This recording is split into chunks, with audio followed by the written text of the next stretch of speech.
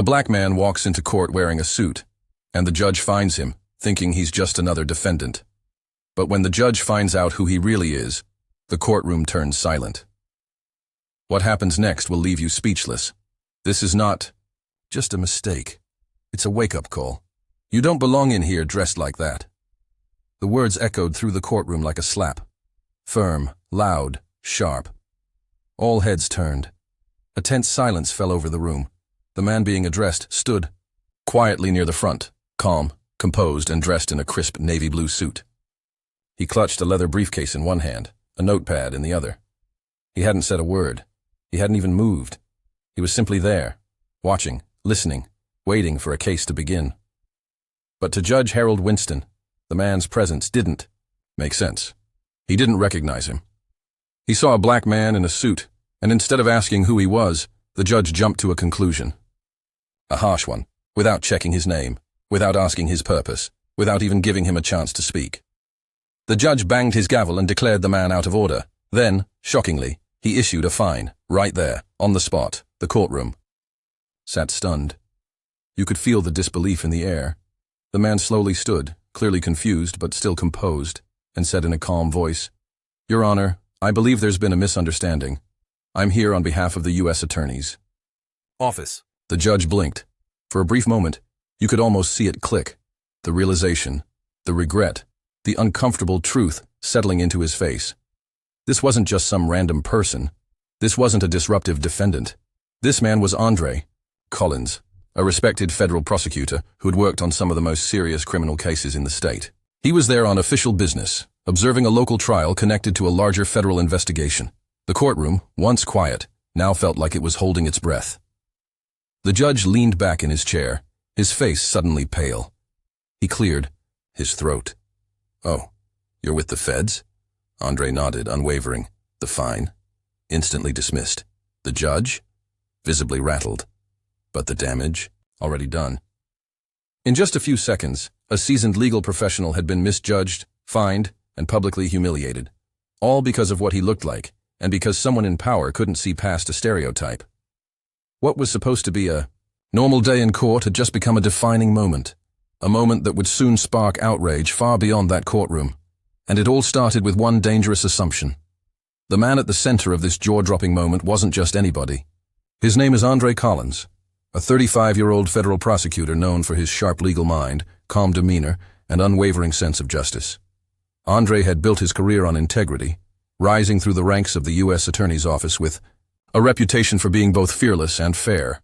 Originally from Atlanta, Georgia, Andre had seen the justice system from both sides. Raised in a working-class neighborhood, he'd been no stranger to racial profiling and inequality growing up. It was part of what drove him to study law in the first place, to become the kind of voice in courtrooms that his community rarely had. Over the years, he'd worked on high-profile cases involving public corruption, organized crime, and civil rights violations. On the day of the incident, Andre wasn't there to cause trouble or make headlines. He was simply doing his job. He entered a small courtroom in rural Georgia to observe a local trial connected to a broader federal case.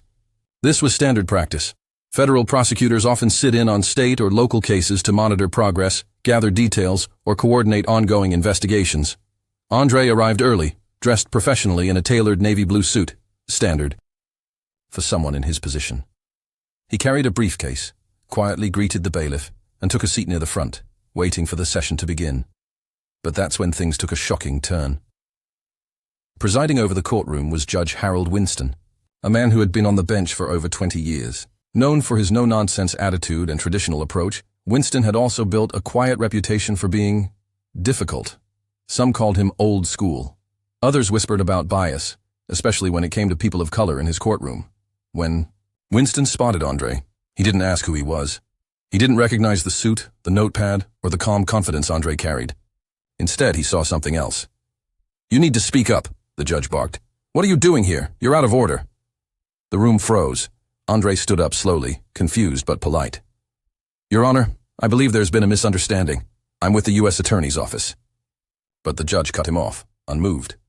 He turned to the bailiff and ordered a fine, accusing Andre of disruption and improper appearance in court. The irony? Andre had spent his career fighting for justice. And now, in a single moment, he became a victim of the very system he worked to protect. The tension in the courtroom was already thick. But then, a voice broke the silence, a local defense attorney who had just walked in and instantly recognized the man the judge had fined. He leaned in toward the bench, eyebrows raised, and whispered something to the judge. His words were brief, but powerful. Judge Winston froze. His eyes widened slightly as he looked again at the man standing before him. This time, he wasn't seeing what he assumed earlier. Now, he was seeing Andre Collins, the federal prosecutor whose name carried weight in legal circles, the same Andre who had worked alongside the FBI, who had sent major criminal offenders to prison, who had once been praised in national media for his fairness and professionalism. The judge blinked, sat up straight, and leaned forward. Wait. You're a federal prosecutor? Andre gave a quiet but firm nod. There was a sudden ripple of whispers and shifting in the courtroom. You could feel the embarrassment in the air, secondhand shame from those who realized what had just happened. The judge's demeanor changed. Instantly, his stern expression melted into an awkward smile. He let out a nervous chuckle and said, half joking, half apologetic, "Well, we're all human. Mistakes happen." But Andre wasn't smiling. He wasn't in the mood to let it slide. He looked the judge directly in the eye and spoke, clear and calm. "This isn't about a mistake. It's about assumptions, and it's unacceptable." His words hit like a gavel, and for a moment, no one said anything. The fine was quickly dismissed, erased like it had never happened. But everyone in that room knew it had happened, and what it revealed couldn't be ignored. By the end of the day, whispers turned into conversations. Conversations turned into headlines. Word of the incident spread quickly through the legal community, and then onto social media. People were furious, not just at the judge's actions, but at what they symbolized. How easily someone could be profiled, disrespected, and dismissed, even while holding one of the most powerful roles in the justice. System.law students, lawyers, judges, activists, everyday citizens, all began speaking out. This wasn't just about Andre. This was about every black man or woman who had walked into a courtroom and been judged, not by the facts of a case, but by the color of their skin. And just like that, what started as a courtroom misunderstanding became something much bigger, a national conversation about race, power, and accountability. The moment Andre Collins walked out of that courtroom, the story didn't end. It exploded. Within hours, local reporters caught wind of what had happened. By evening, the headlines were everywhere. Judge fines black federal prosecutor after mistaking him for a defendant. Racial profiling in courtroom sparks national outrage. On social media, it was a wildfire. Hashtags like "Justice for Andre," "Bias on the bench," and "Not a fair trial" started trending on Twitter, Instagram, and TikTok. Millions of users shared clips, reactions, and personal stories of courtroom bias. For many, this wasn't just about one man. It was about a system that had been quietly broken for far too long. People were angry, and not just the public. The legal world took notice, fast. The National Bar Association issued a scathing statement within 24 hours, condemning Judge Winston's behavior and calling it a clear example of implicit bias and abuse of judicial authority. Prominent civil rights attorneys like Benjamin Crump and Sherilyn Ifill weighed in on national news, demanding accountability and reform.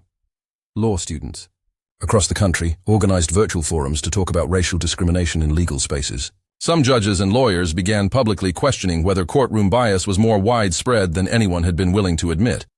Then came the formal investigation. Within just a few days, the State Judicial Oversight Board, the body responsible for reviewing misconduct among judges, announced it would open an official inquiry into Judge Winston's conduct.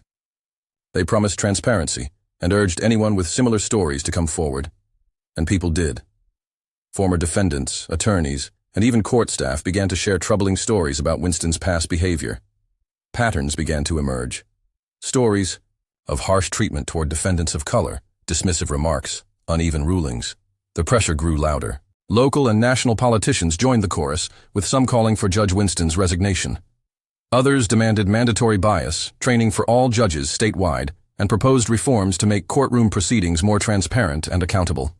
But, beyond the outrage, the real weight of this moment came from what it revealed.